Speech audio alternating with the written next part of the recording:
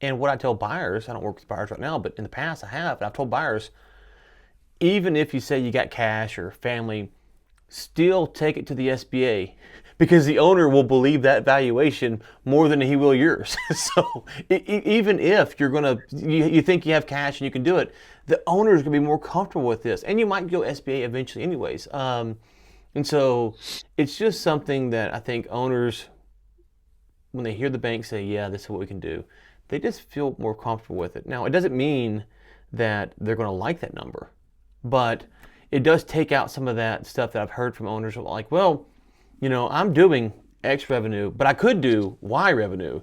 And so it's really worth Z. It's like, well, sure you could, Not but quite, but not but quite. you're not. You're not. And so it's like, Yeah. well, the bank's saying this is what the note can afford. It's like, oh, the owner understands that. So it helps them ground them in reality.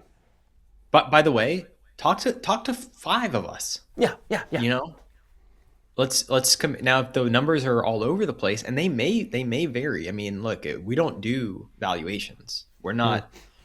I'll shoot from the hip, and I'll tell you I'm shooting from the hip on a valuation because I have closed hundreds of acquisitions.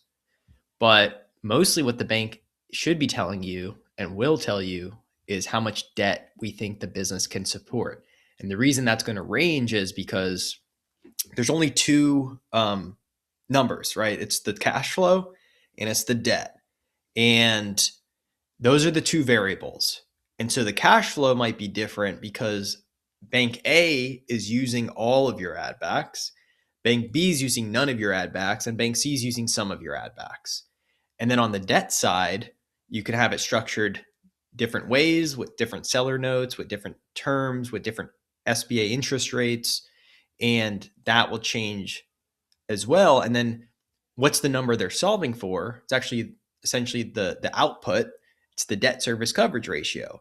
And some banks will do a deal with pretty skinny debt service coverage, let's say a 1.15. That would be the skinniest. Essentially, it means for every dollar of a debt, there's a dollar 15 of cash flow to support it. Skinny, almost 1 to 1, right?